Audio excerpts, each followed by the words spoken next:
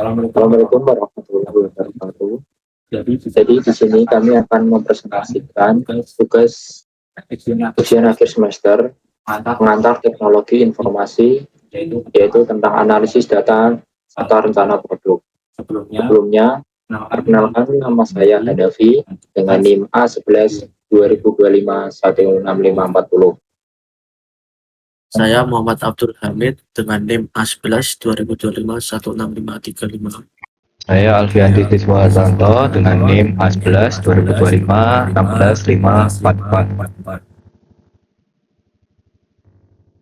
Nah, pertama-tama kita akan menggabungkan 3 jenis data yang telah didapat, yaitu yang pertama ada ikan di tahun 2024,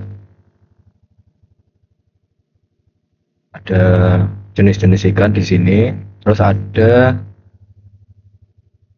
kolom jenis ikan yang sehat sama yang diawetkan. Nah, kemudian terus ada bumbu-bumbuan. Ini data di tahun 2025, ada bumbu yang fresh, kemudian ada data yang bumbu kemasan atau racikan. Terus kemudian ini ada data makanan yang sudah jadi seperti kemasan-kemasan. Terus ada yang sehat dan ada yang tidak sehat. Nah, lanjut ke metode yang digunakan. Jadi kami di sini menggabungkan 3 data. Data ini kita analisis menggunakan metode clustering, yaitu dengan menggabungkan 3 data tadi. Tujuannya untuk melihat pola makan untuk masyarakat per kabupaten. Jadi kita analisis, kita gabungkan semua total ikan, total bumbu, total jadi. Terus ini datanya kita normalisasi menjadi skala 0 sampai 1. Jadi di sini yang tertinggi itu ada 1 dan yang terendah itu 0. Nah, terus karena kami melihat datanya ini, kami melihat datanya berpotensi untuk dikelompokkan wilayah berdasarkan zona perilaku makan, maka kami memisahkan zona yang konsumsinya sering memasak, masak sendiri, terus konsumsi jadi seimbang, konsumsi rendah. Nah, yang konsumsi rendah ini dia ternyata ada 85 daerah masak sendiri, konsumsi bumbunya lebih tinggi daripada makanan jadi. Di sini sudah dikelompokkan. Jadi masak sendiri itu ada 4,6%, konsumsi jadi ada 4,4%, seimbang 79,5%, konsumsi rendah ada 11,5%. Kami melihat lagi ada potensi nih dari data-data ini. Ada ikan itu kan kalau yang dia diawetkan itu kan ada yang tidak sehat juga. Terus ada bumbu yang kemasan kan tidak sehat kalau dikonsumsi sering-sering. Ada makanan jadi ini kan ada yang sehat, ada yang tidak sehat. Nah, jadi kami tambahkan di sini indikator kesehatan. Kalau sehat dia 1, kalau tidak sehat dia 0. Seperti mie instan ini sering-sering tidak sehat. Terus ada minuman keras itu tidak sehat. Dianalisis di total yang sehat itu berapa total ikan sehat. Jadi total ikan sehat di Ponorogo itu ada 0,325 total semua data dari Ponorogo.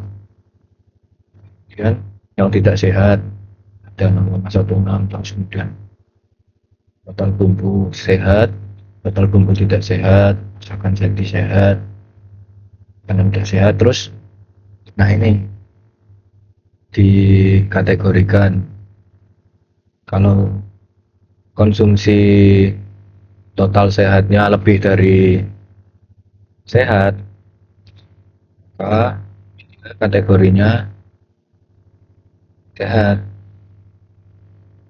Kalau tidak ya tidak sehat. Contohnya di sini datanya yang sehat itu, ya ini yang sehat ini kota-kota Indonesia. Sehat itu ada Maluku Tenggara, Niger, skala kesehatannya 25%. Konsumsi yang sehat. Sehat itu berarti 25%. Nah, di bagian 2 yaitu kesimpulan dan pengetahuan baru atau insight. Apa sih yang harus dijelaskan? Dari analisis tersebut, kami menemukan insight atau pengetahuan baru yang mengejutkan. Yang pertama adalah market segmentation, yaitu zona perilaku. Ternyata di Indonesia ini terbagi menjadi 4 segmen. Yang pertama adalah zona masak mandiri, daerah pedesaan yang sehat. Contohnya adalah Kota Sukabumi, Minahasa Selatan, Kepulauan Anambas, dan yang lainnya. Yang kedua adalah zona konsumsi jadi. Daerah ini yang malas masak. Contohnya adalah kota besar seperti Aceh, Kepulauan Meranti, Musi Banyuasin, dan lainnya. Yang ketiga adalah zona seimbang. Zona ini adalah zona yang suka makan jadi dan suka masakan yang sehat. Contohnya adalah kota Samosir, Tapanuli Utara, dan Dairi. Yang keempat adalah zona konsumsi rendah. Di zona ini membuktikan bahwa satu solusi tidak dipakai untuk semua orang. Contohnya adalah kota Bombang Hasundulan, Pak Barat, dan Mambe Ramoraya. Yang kedua adalah korelasi bahayanya, zona merah, di data analisis kesehatan. Kami menunjukkan korelasi kuat. Daerah dengan pengeluaran tinggi untuk makanan jadi memiliki skor kesehatan sangat rendah, yaitu di bawah 0,4. Ini adalah zona merah lawan gizi buruk dan penyakit degeneratif.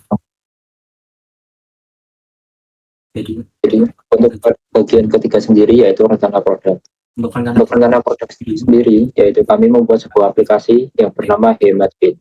Untuk konsep lokalisasi gizi yaitu adalah HematFit berfokus pada pengembangan lokal dan pola makan sehat, memberikan solusi gizi yang terjangkau dan mudah diakses masyarakat, mendorong konsumsi yang berkelanjutan dan mengurangi jejaring.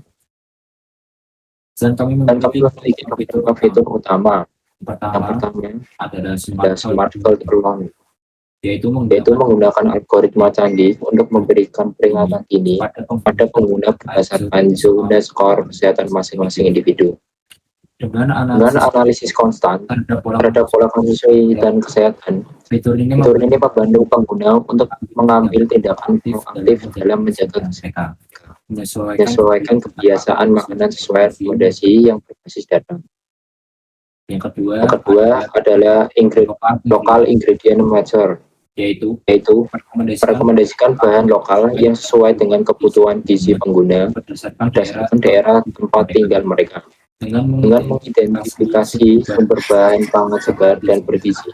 Fitur ini mendorong pengguna untuk memilih makanan sehat yang terjangkau dan mendukung pertanian lokal, sekaligus memperkaya pola makan sehari-hari dengan pilihan yang lebih.